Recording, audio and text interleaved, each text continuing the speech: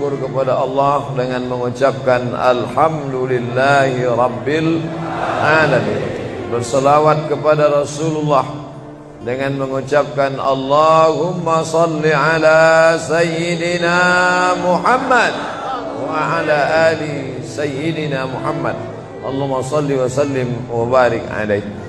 Yang sama-sama kita hormati Bapak Ketua beserta seluruh pengurus Masjid Al-Qalam, hadirin hadirat, muslimin muslimat, alim ulama, sedik pandai, tokoh masyarakat. InsyaAllah kita semua dimuliakan Allah subhanahu wa ta'ala. Amin ya rabbal alamin. Judul kita subuh ini sebagaimana tertulis, untuk apa kita hidup.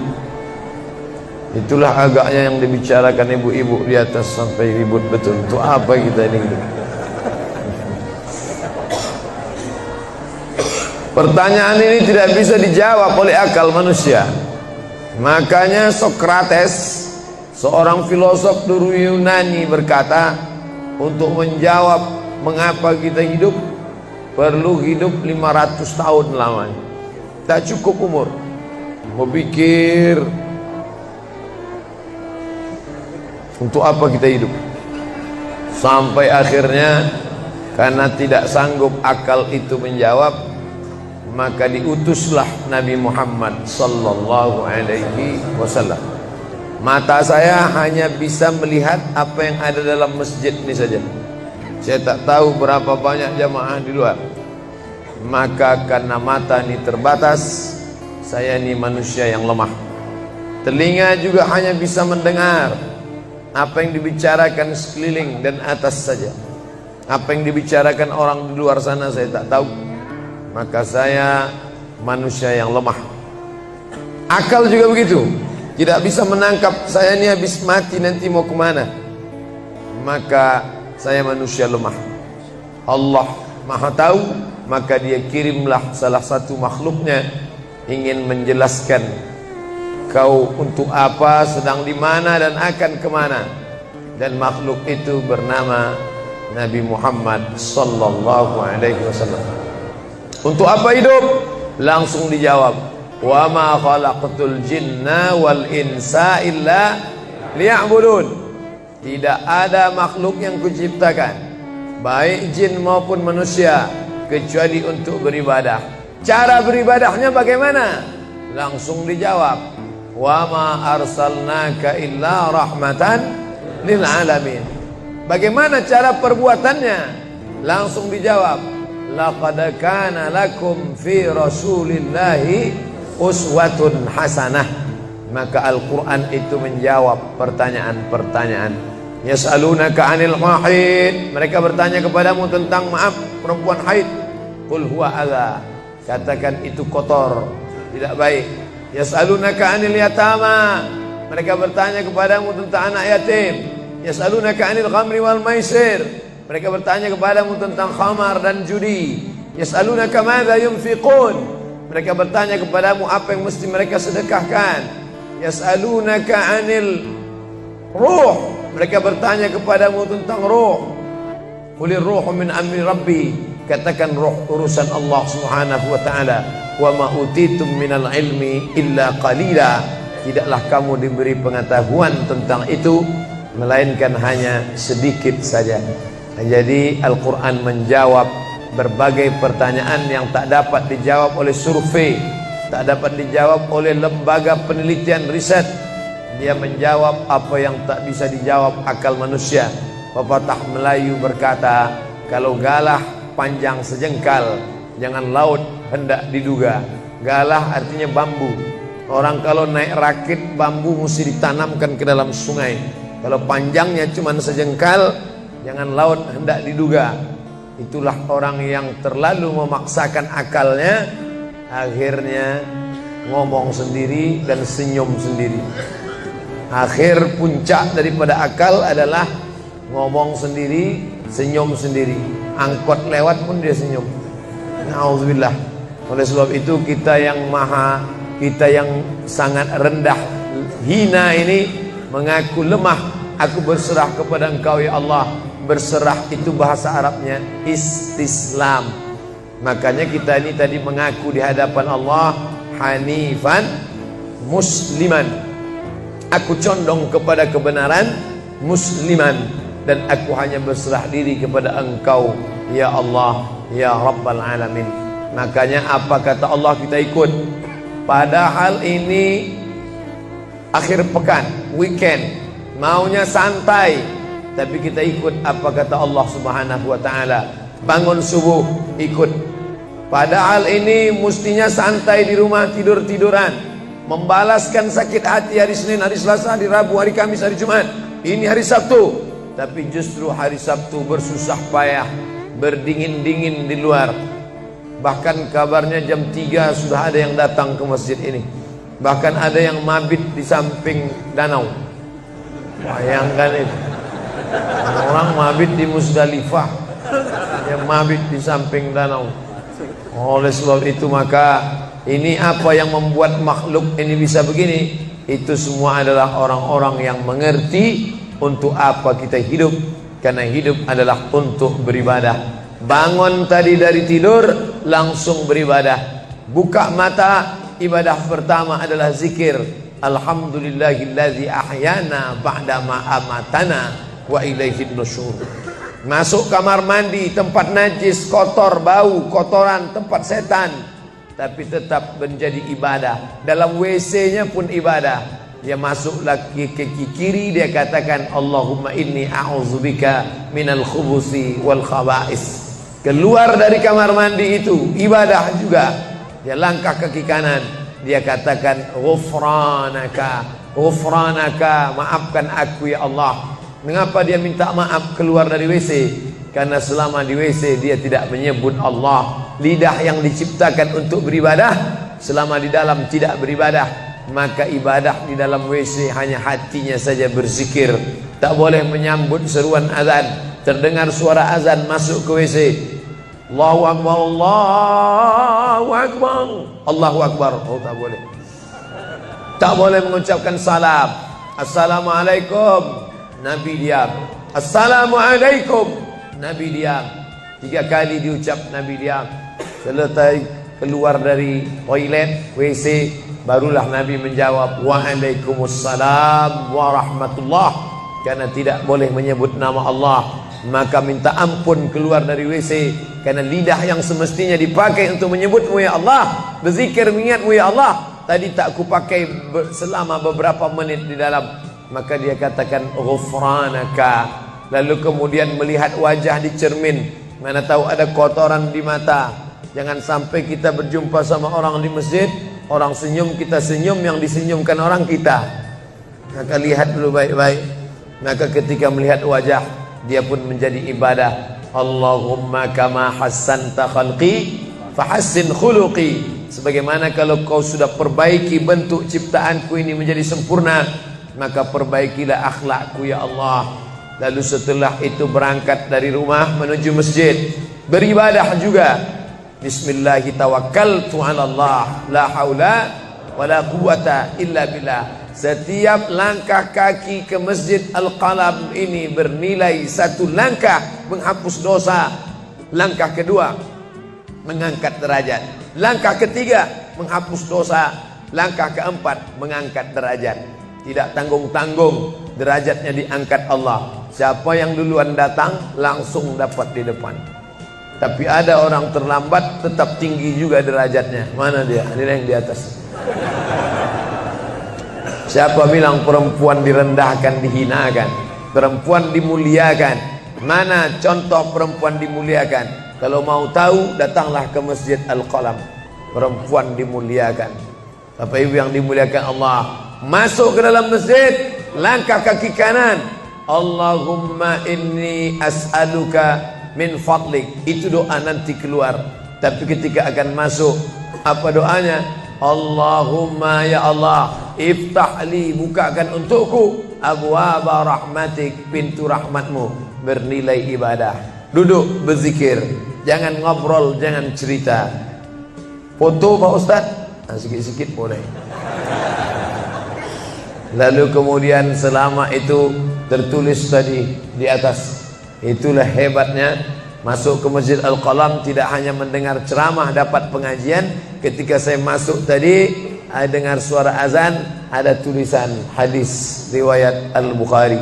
Siapa yang mendengar seruan azan lalu menyambut seperti bunyi yang diucapkan muazzin, kecuali pada hayya 'alas shalah, hayya 'alal falah, dia baca la haula wala quwata illa billah, ditutup dengan doa wasilah. Allahumma rabba hadhihi da'wati tammah wassalatil qa'imah, dimintakan untuk Nabi Muhammad, ati sayyidana Muhammadanil wasilah wal fadilah wasyarafa wad darajatal aliyatar rafi'ah. Yang kelima, wa ba'athullahumma maqaman mahmuda alladhi wa'adtah innaka la tukhliful mi'ad. Maka kata Nabi, halat laku syafa'ati yaumal qiyamah, layaklah dia mendapat syafaatku hari kiamat. Makanya selama duduk di depan tadi, tak ada satupun yang ngobrol, semuanya menyambut seruan azan. Allahu Akbar, Allahu Akbar, Allahu Akbar, Allahu Akbar. Ada kawan sebelah ngajak ngobrol, gimana bro program mancing kita? Allahu Akbar, Allahu Akbar.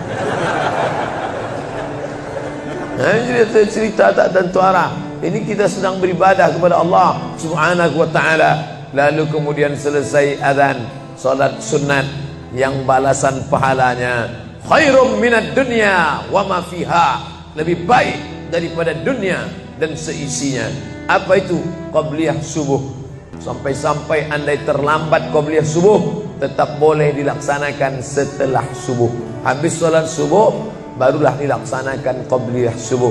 Tapi kalau sudah sama-sama ngaji, tapi kalau nanti pulang kampung, justru sekarang orang di kota ngaji, di kampung tidak ngaji. Zaman dulu di kampung ngaji, di kota tidak ngaji.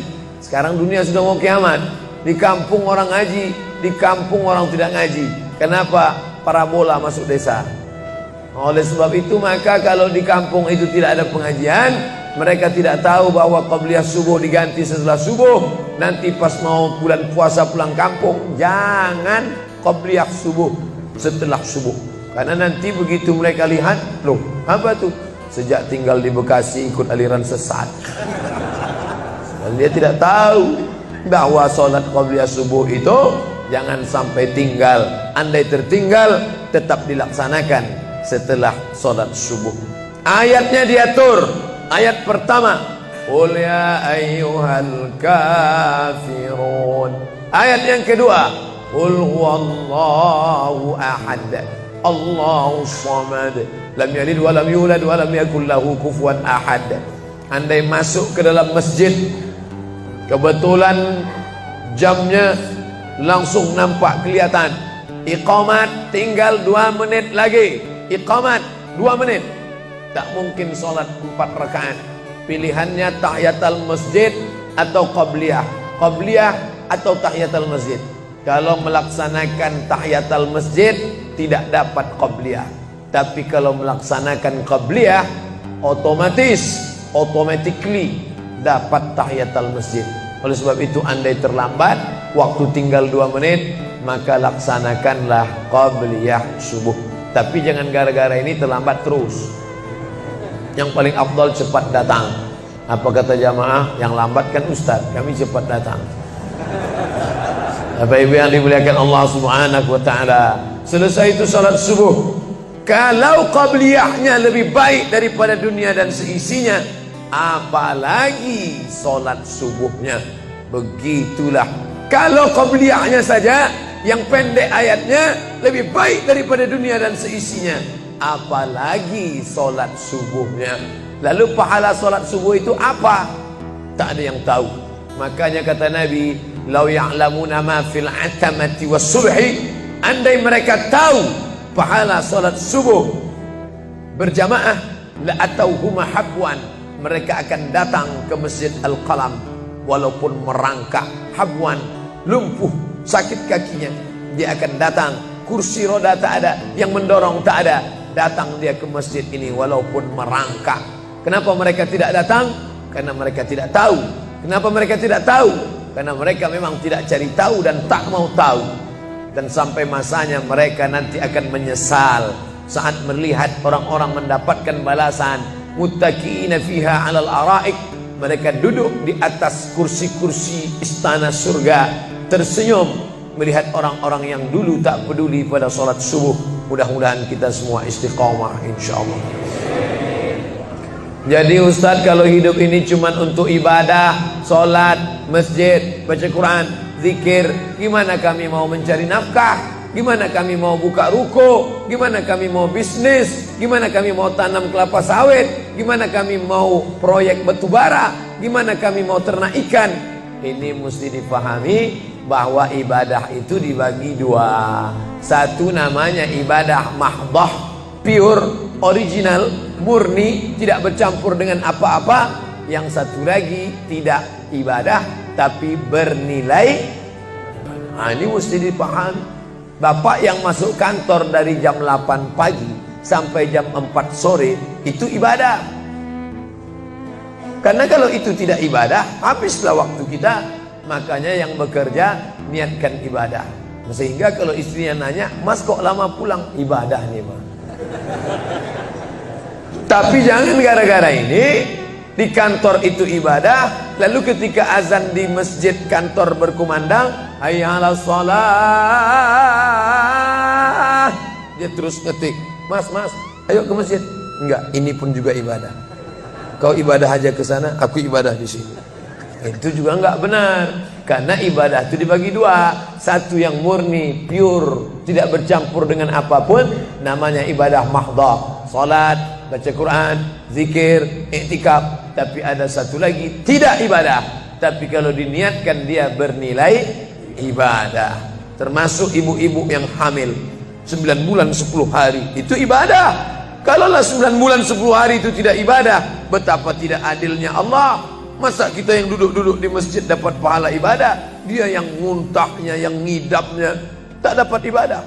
Tadi malam begitu sampai di airport langsung SMS masuk, "Ustadz, keluar dari pintu berapa? Ini ada perempuan ngidam mau ketemu." Saya keluar dari pintu 4, kami sudah standby di pintu 4. Lantai berapa? Lantai paling atas. Oke. Sampai di sana lihat perempuan tidak pakai jilbab, pakai celana jeans. Saya udah mau marah. Ini kenapa? Mohon maaf Pak Ustaz, non muslim. Astagfirullah. Rupanya non muslim hamil ngidam mau jumpa Ustaz Somad. Mudah-mudahan anaknya jadi anak soleh. Ya, Allahu Akbar. Bernilai ibadah. Lalu yang dapat pahala dari itu siapa? Dari mana ibu-ibu hamil muda itu tahu saya? Kenal saya di mana? Padahal dia dari Jawa, saya dari Sumatera. Ternyata ada orang beribadah yang tidak kita sangka ibadah. Tidak ada rukun, tidak ada syarat, tidak ada wajib, tidak ada sunat, tidak ada makruh, tidak ada mubah. Apa ibadahnya? Ya ini, merekam ceramah ini. Merekam ceramah ini ibadah. Memoto itu ibadah. Bayangkan resiko tukang foto. Saya sampai sekarang tukang foto itu resikonya nanti setelah tua matanya gini.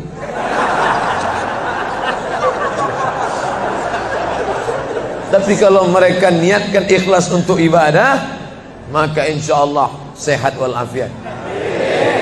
Ini sampai sekarang yang banyak moto-moto ustadz itu mana ada matanya tetap aja sehat.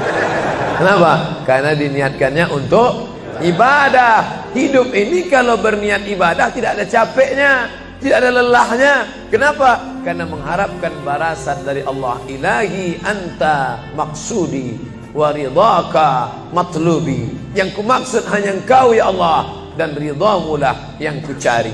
Suatu ketika saya sampai di sebuah kabupaten kota, saya tanya ke Pak Bupati, "Pak, ya, kenapa Bapak buat pengajian untuk PNS hari Kamis pagi? Pagi Kamis buat pengajian tabligh akbar. Apa manfaatnya menurut Bapak sebagai pimpinan daerah?" Ternyata Ustadz Somad, kami sudah coba formula macam-macam untuk PNS ini. Pertama kami undang motivator dari Jakarta. Akhirnya di gedung hotel dengan biaya mahal. Lalu kemudian dengan infokus, suara menggelegar. Semangat, semangat, semangat. Keluar dari situ lesu. Motivatornya pulang, pegawai letoy. Akhirnya kami buat undang tentara dengan bapak polisi, baris berbaris, siap, siap. Pak polisi pulang, gak siap lagi. Ternyata yang disentuh paling mantap bukan fisiknya, bukan matanya, bukan pakai infokus, bukan pakai suara menggelegar, tapi yang disentuh adalah hati. Dan satu yang bisa menyentuh hati itu adalah agama. Itulah makanya ibu bapak coba nanti kalau mau buat praktek, buat satu kotak, buat satu lagi kotak, ada 2 kotak. Kotak ini buat voucher, namanya sumbangan. Kotak ini buat juga voucher, tulisannya sodakoh. Lihat mana yang paling banyak diambil umat Islam, sumbangan apa sodakoh? Sodakoh, padahal nilainya sama. Sumbangan 100.000, sodakoh 100.000. Bapak ibu silakan ambil untuk anak yatim fakir miskin kita. Pasti voucher yang paling banyak diambil adalah sodakoh. Kenapa? Karena mereka menganggap sumbangan tak ada pahalanya, karena bukan bahasa Arab. Apa dia? Sumbangan. Enggak ada dalam Quran. Ya ayyuhalladzina amanu, sumbangan. Yang ada adalah sedekah. Innamas sadaqatu lil fuqara wal masakin wal 'amilina 'alaiha wal mu'allafati qulubuhum wa fir riqab wal gharimin wa fi sabilillah wa ibnis sabil. Itulah mengapa yang disentuh itu bukan nalar otaknya, tapi yang disentuh itu adalah hatinya. Ala fil jasadi mudghah. Ketahuilah dalam jasad itu ada segumpal. Idza salahat salahal jasadu kulluh. Kalau yang segumpal itu baik, maka yang lain ikut menjadi baik. Wa idza fasadat fasadal jasadu kulluh. Kalau yang segumpal itu rusak, jahat, kotor, hitam, gelap, maka yang lain ikut menjadi rusak. Ala wahyal qalb, hati. Jagalah hati. Itu yang selalu dipesankan Ustadz kita Agib. Jagalah hati, jangan kau terserah. Bapak ibu yang dimuliakan Allah, salah satu yang merusak manusia sekuler, membagi 2. Di masjid ibadah, di kantor tidak ibadah, fatal. Di masjid dianggap ibadah. Jangan heran kalau ada orang di masjid khusyuk, takut nengok ke atas, melihat hanya tempat sujud saja. Allahu Akbar, tidak mau lihat ke atas. Kenapa? Dia khusyuk. Tapi di kantor dia lebih setan daripada setan. Kenapa? Berasal dari pemahaman yang salah, karena dia sudah bagi 2. Di masjid ibadah, di kantor tidak ibadah. Bahkan yang lebih fatal, yang kotor-kotor di kantor bisa dibersihkan di masjid. Kotor. Akhirnya untuk membersihkannya pergi dia ke masjid. Laundry yang paling besar Masjidil Haram. Sampai di sana nangis di pintu Ka'bah. Ya Allah, dah selesai bersih. Enak aja. Bukan begitu ajaran Islam. Labbaik Allahumma labbaik, labbaik Allahumma labbaik. Apa kata malaikat? La labbaik wala sa'daik. Kau tidak dapat panggilan, kau tak dapat kebahagiaan, kau tak dapat haji mabrur, kau tak dapat surga. Zaduka haram, karena kau berangkat dengan uang haram. Oleh sebab itu pemahaman Islam mesti utuh. Semua adalah ibadah. Kalaulah gerak tidak ibadah, betapa menyakitkannya bapak-bapak polisi di jalan raya kena panas terik, padahal dia tidak ada penutup kepala di atas, berkeringat berpeluh. Mereka tetap merasakan itu sebagai ibadah. Tentara yang membela negara, angkatan laut di perbatasan sana, datang kapal-kapal perompak dari Thailand ingin mengambil ikan kita, tenggelamkan. Itu kalau tidak nilai ibadah, dia takut. Jangan-jangan sebelum kita tenggelamkan, kita duluan ditembaknya tenggelam. Maka itu mesti ada nilai ibadah di dalamnya. Itulah yang membangkitkan semangat jihad. Jamaah bertanya, Ustadz kemarin dari Jambi, terus kemudian terbang ke Miri, besok baru pulang ke Pekanbaru. Apa Ustadz? Saya lihat Ustadz dari tadi mengantuk saja. Iyalah, sampai tadi malam ke hotel jam 12, baru tidur jam 1 karena ada yang mau ditulis. Jam 3.30 sudah bangun ceramah. Tapi begitu berjumpa dengan jamaah orang ramai, bangkit semangat. Habis ceramah ini tanya jawab, semangat lagi. Habis itu baru lesu. Dan tidurnya itu pun ibadah. Bayangkan tidurnya itu ibadah. Itulah mengapa banyak orang pengajian sambil oh, ustadz menyindir ya? Tidak. Saya termasuk ustadz yang tidak pandai menyindir. Saya termasuk ustadz kalau dipesan request untuk menyindir, saya tidak pandai. Kenapa? Karena saya pernah menyindir orang. Ustadz, tolong ustadz sindirkan. Ini ada jamaah yang sudah sedekah tapi mengambil uangnya kembali. Siapa yang bersedekah mengambil uangnya kembali? Kal kalbil ladzi ya'udu ila qaihi, sama seperti anjing yang menjilat muntahnya kembali. Selesai pengajian, mohon maaf Pak Ustaz, yang disindir nggak datang. Oleh sebab itu tak ada gunanya sindir menyindir. Kalau mau to the point, mana orangnya face to face, langsung saja tembak 12 pas gol. Bapak Ibu yang dimuliakan Allah, maka mesti dipahami dengan benar. Di Masjidil Haram ibadah, di rumah pun kau ibadah. Istri yang dari mulai pagi memasakkan suami, dibantu oleh pembantu membuatkan minuman, membesarkan anak, menyusukan anak 2 tahun lamanya, melahirkan, meregang nyawa ibu melahirkan anak, ibadah. Makanya kalau dia meninggal dunia saat melahirkan, matinya mati syahid. Saking senangnya suaminya mendapatkan seorang istri yang syahid, tak menangis dia. Begitu tegarnya bapak, tidak meneteskan air mata. Tidak Pak Ustaz, aku melepas seorang syahid, 3 syahid lagi siap menanti. Peace, damai. Biasanya ibu kalau bawa cerita ini, kalau gini pulang aja lah kita ya. Nah, bercanda. Nah, tapi yang saya katakan tadi itu semuanya ibadah badan. Melangkah dari rumah, ibadah badan. Membukakan mata, ibadah badan. Mendengar ceramah, ibadah badan. Membaca Quran, ibadah badan. Berzikir, likulli sulama minkum sadaqah. Setiap tulang-tulang sendi ada sedekahnya. Subhanallah, subhanallah, subhanallah, subhanallah, subhanallah, subhanallah. Itu ibadah badan. Tapi ada bukan ibadah badan. Apa dia? Itulah yang 7 macam. Zakat, wakaf, infak, sedekah, wasiat, hibah, ghanimah. Nah, itu ibadah harta. Mana yang lebih banyak? Ibadah harta apa ibadah badan? Ibadah badan. Kalau ibadah harta tak banyak. Zakat, wakaf, infak, sedekah, wasiat, hibah, ghanimah, rampasan perang. Tapi kalau ibadah badan, setiap gerak adalah ibadah. Makanya kita mesti bergerak. Di kulli harakah barakah. Setiap ada gerak pasti ada berkah. Makanya tak boleh tidak bergerak. Air sumur kalau tidak ditimba, air itu akan busuk, butek, warnanya pun tidak ada seperti minyak di atas. Mata air mesti terus berganti. Darah harus tetap mengalir, jantung harus tetap berdetak. Makanya jangan pernah kosong dari aktivitas. Fa idza farata fansab. Selesai dari satu ibadah, pindah ibadah lain.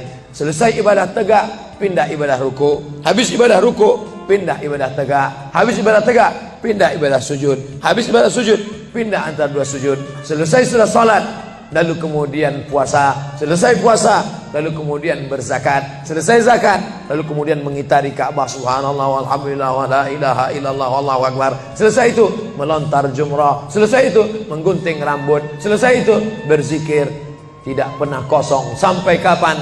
Sampai malaikat maut mencabut nyawa dan ucapan terakhir yang keluar dari mulut adalah la ilaha illallah. Itulah jawaban tentang pertanyaan untuk apa kita hidup di dunia. Nanti kalau ada anak, ibu, bapak, tetangga, kawan, sahabat, handai tolan bertanya, untuk apa kita ini hidup? Tak usah jawab, putarkan aja videonya. Itulah enaknya zaman sekarang. Kalau dulu mesti diingat. Saya dulu pulang sholat Jumat, mak saya manggil, sini ya mak, ceritakan apa isi khutbah khotib tadi di masjid.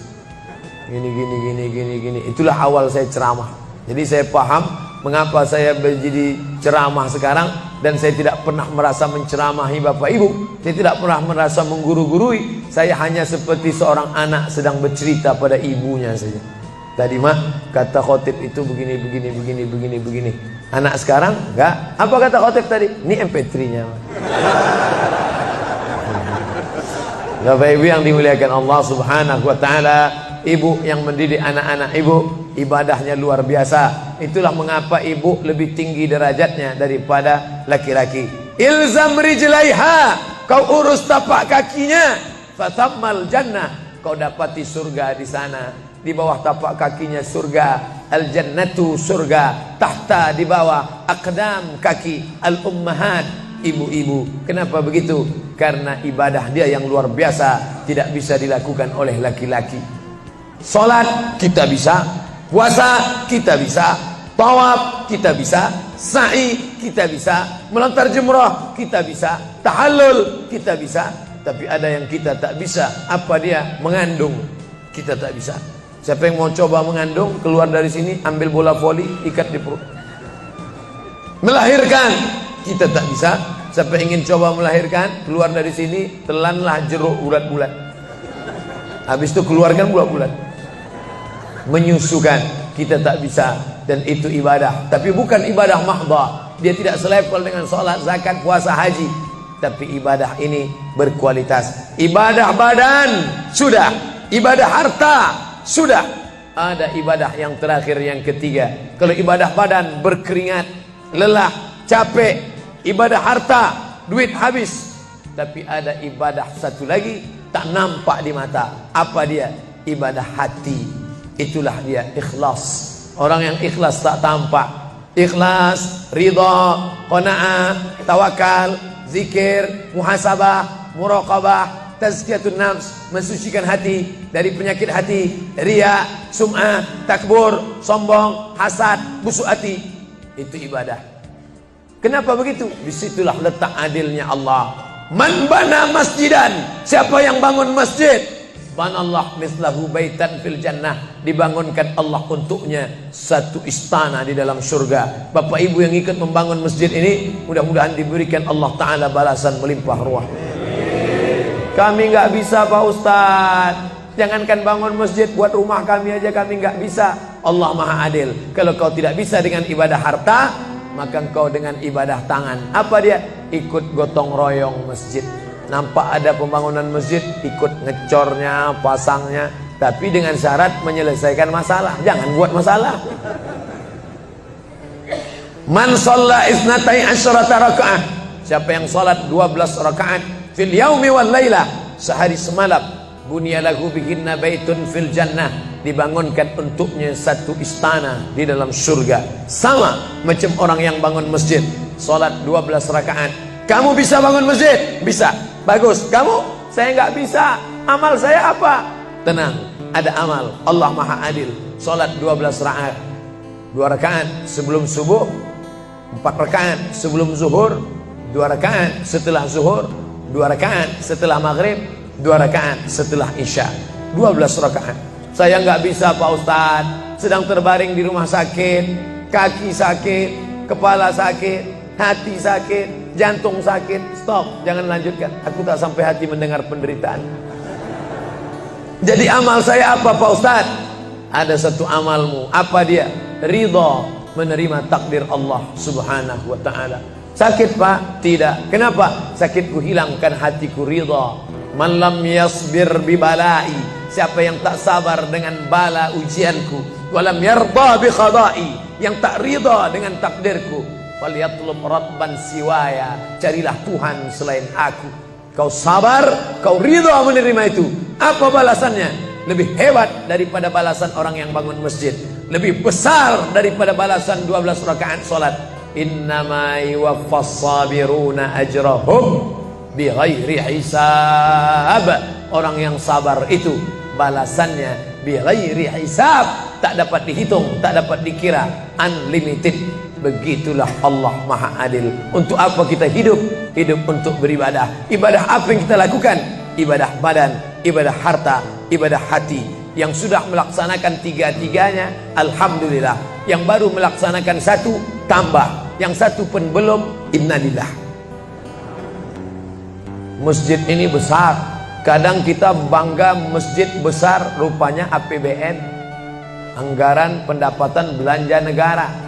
Bangga kita masjid megah, rupanya APBD, anggaran pendapatan belanja daerah. patutlah masjidnya di tengah hutan, karena di situ tanah yang murah. Akhirnya pemukiman masyarakat jauh, masjid di tengah jalan, masjid di tengah perjalanan luar kota, jauh dari pemukiman masyarakat. Masuk kita ke dalam, tai kambing yang ada di dalam. Tapi masjid ini megah, mewah, 2 lantai, lengkap dengan kubah yang besar. Ini swadaya masyarakat. Saya tahu ini dari mana? Jamaahnya cerita. Kalau tidak, mana saya tahu. Ini masjid ini asli swadaya Pak Ustaz. Lama membangunnya Pak? Enggak lama, sebentar saja. Sebentar saja, sekejap langsung terkumpul 7,6 miliar uang. 7,6 M. Itu kalau dibelikan cendol berenang gitu. Bayangkan itu. Bisa terkumpul masyarakat. Padahal ibadah yang paling berat, ibadah harta ini. Banyak orang kalau diajak iktikaf, banyak. Ayo kita iktikaf, ramai. Ayo kita zikir ke Az-Zikra, ramai. Jangan lupa besok zikir ke Az-Zikra, hari Ahad pertama, sekaligus acara live Damai Indonesiaku TV One bersama Ustadz Abdul Somad LC. Tapi ada ibadah yang berat. Apa dia? Ibadah harta. Banyak orang ketika diajak muhasabah zikir malam, ya Allah, banyak dosa kami ya Allah, tapi dia susah menangis, meneteskan air mata. Tapi begitu lewat kota infak, memang menangis. Tak sampai hati melihat Bung Karno keluar dari dompet. Lewat kotak sodako infak, lama membuka dompet mencari patimuran. Nauzubillah. Mudah-mudahan kita tak termasuk golongan yang bakhil ini. Kenapa? Karena setan selalu asyaitan, setan ya'idukumul faqra, membisikkan kepakiran. Jangan beri, jangan beri, jangan beri, nanti kau susah, nanti anak kau tak makan, nanti kau dikeluarkan kerja, kau makan apa, nanti kau mau beli rumah, nanti kau mau beli tanah, nanti kau mau beli mobil, nanti kau mau beli cincin, nanti kau mau beli kamera, nanti kau mau ganti HP, uangmu tak ada. Setan selalu berbisik-bisik. Lawan setan itu. Qul a'udzu birabbin nas, malikin nas, ilahin nas, min syarril waswasil khannas, alladzi yuwaswisu fi sudurin nas, minal jinnati wan nas. Hanya saja kalau yang berbisik itu setan, kita baca ayat kursi, insya Allah dia kabur. Ini yang berbisik ini kawan kita. Kita bacakan ayat kursi, hafal pula dia dari kita lagi. Tapi tak apa-apa, tetap aja bacakan. Allahu la ilaha illa huwal hayyul qayyum, la ta'khudhuhu sinatun wa la naum. Hembuskan ke wajahnya. Bapak Ibu yang dimuliakan Allah, setelah ibadah 3 ini kita lakukan, ibadah badan sudah, sholat subuh sampai melimpah ruah ke belakang. Saya dengar suara hati tadi, lapor, tenda sudah penuh, sudah melimpah ke jalan. Masya Allah. Ibadah harta sudah 7,6 M. Ibadah hati sudah, sabar, ridha, qanaah, tawakal. Tapi jangan lupa, datang merusak yang 3 ini, perkelahian, merusak ukhuwah Islamiyah.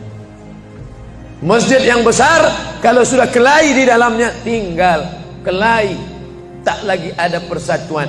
Masuk masjid bukan baca doa pintu masuk masjid, malah masuk masjid ngelihat kira-kira dia di mana ya. Oh dia di sana, gua di sini lah.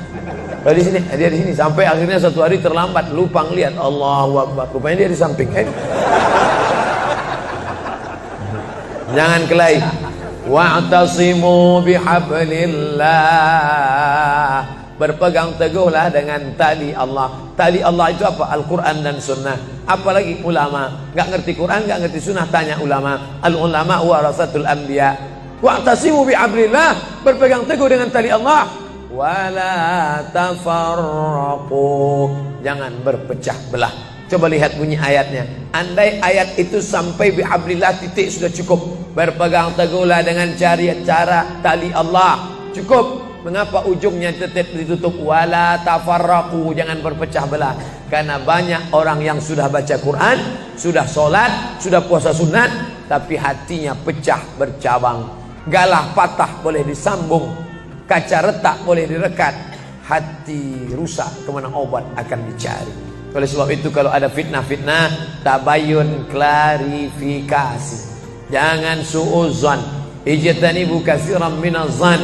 Kepengurusan, masyarakat, jamaah, sayang kebersamaan rusak. Gara-gara apa? Gara-gara nila setitik rusak susu sebelanga. Gara-gara api di dalam sekam, ada kulit padi bertimbun, di dalamnya itu ada setitik api, tiba-tiba api menyala, akhirnya semua menjadi abu, dan abu dihembus angin, tak berkesan sama sekali. Hilang 3 ibadah. Ibadah badan hilang, ibadah harta hilang, ibadah hati hilang. Gara-gara apa? Berkelahi. Ingat, setan tak pernah berhenti. Inna syaitan, setan ya isa'an ya'budahul musallun. Setan kalau sudah melihat orang sholat, dia tidak lagi goda mereka untuk menyembah, sembahlah aku, sembahlah aku, sembahlah aku, sembahlah aku. Tidak. Tapi apa yang dia lakukan? Walakin fit tahrish, menanamkan permusuhan ke dalam hati orang yang sholat. Angkat jaga ini. Jangan kita bertengkar gara-gara masalah khilafiyah. Saya kalau jadi imam di masjid dekat rumah saya jadi imam, saya baca kunut. Dan imam-imam dekat rumah saya itu saya pesan harus baca kunut, karena saya berpegang mazhab Syafi'i. Tapi ketika sholat di Masjid Al-Qalam, saya tidak tahu jamaah di sini pakai kunut apa tidak. Saya tidak ingin merusak kebiasaan mereka. Mana tahu mereka ikut mazhab Hambali, mana tahu mereka Muhammadiyah, saya tidak tahu. Maka ketika diminta jadi imam, Ustaz jadi imam, batuk. Saya tak mau merusak, biarlah imam tetap saja. Rupanya imam di Masjid Al-Qalam tidak baca kunut, ya saya tetap ikut sholat. Apakah perlu saya ulang sholat saya? Tidak. Sholat saya sah, karena apapun ormasmu, apapun mazhabmu, mau NU, mau Muhammadiyah, mau Perti, mau Persis, mau Al-Irsyad, mau Jamaah Tabligh, mau FPI, mau mazhab Hanafi, mazhab Maliki, mazhab Syafi'i, mazhab Hambali, semuanya sepakat sholat subuh itu wajib. Jadi yang wajib aja kita laksanakan. Adapun perbedaan teknisnya, yang satu pakai usolli, yang satu nggak pakai usolli, yang satu ngangkat tangannya ke telinga, yang satu ngangkat tangannya ke bahu, yang satu bismillahnya jahar, yang satu bismillahnya sir, yang satu ayatnya panjang, yang satu ayatnya pendek, yang satu pas mau turun sujud tangan duluan, yang satu lutut duluan, yang satu duduknya tapak kakinya duduk di tapak kaki kiri, yang satu duduknya langsung pantatnya ke lantai, yang satu telunjuknya ngangkat sekali, yang satu berkali-kali. Itu masalah teknis simple sederhana. Ada masalah yang lebih besar. Apa masalah kita yang lebih besar? Membeli tanah baru untuk buat sekolah Islam, membeli tanah baru, ruko baru untuk buat apa? 212 mat, kita mat. Orang Islam belanja di warung Islam. Alangkah indahnya, selesai acara sholat subuh bersama, pengajian bersama, selesai itu belanja beras minyak goreng bersama. Serbu. Sehingga bangkitlah ekonomi umat. Berapa pegawai bisa ditampung bekerja? Langsung membeli beras ke tempat-tempat tanaman masyarakat, sehingga mereka tidak menjadi korban rentenir. Musim menanam diulur, kasih pinjaman pupuk, pinjaman tanah. Masa musim panen ditarik, mereka menjadi korban rentenir lintah darat. Disedot darah mereka sampai kering dan mati. Kita selamatkan dengan apa? Dengan market. Masjid punya market. Saya beberapa kali meresmikan market punya masjid di Masjid Raya Batam, Masjid Agung Batam. Itu di bawahnya ada super mini market untuk jamaah. Kemarin pulang dari Pulau Bintan, itu juga meresmikan di Dumai. Begitu juga. Nah, ini 212 Mart. Terserah namanya apa. Ada 212 Mart, ada namanya Kita Mart, atau bisa juga buat Somart. Nah, bisa juga. Bapak Ibu yang dimuliakan Allah Subhanahu wa taala, maka visi misi kita ke depan, jauh melihat ke depan. Kami harus punya pusat perbelanjaan komunitas muslim. Kami harus punya komplek perumahan muslim. Nah, ini semua yang akan menyelamatkan kita. Kalau sudah begitu, maka mengertilah untuk apa kita hidup. Dan setelah itu kita pun mati dalam keadaan tenang. Baru anak kita bisa berkata, mari kita antar jenazah almarhum Abdul Somad menuju tempat peristirahatan terakhir. Karena memang benar-benar istirahat. Tapi berapa banyak orang tidak istirahat. Karena amal badan tak ada, amal harta tak ada, amal hati tak ada. Tak pernah memikirkan masjid, tak pernah memikirkan umat, tak pernah memikirkan belanja umat, tak pernah memikirkan pendidikan anak-anak umat. Akhirnya mati yang layak untuk dia. Mari kita antar dia menuju azab pertama, akan menyusul azab-azab berikutnya. Na'udzubillah.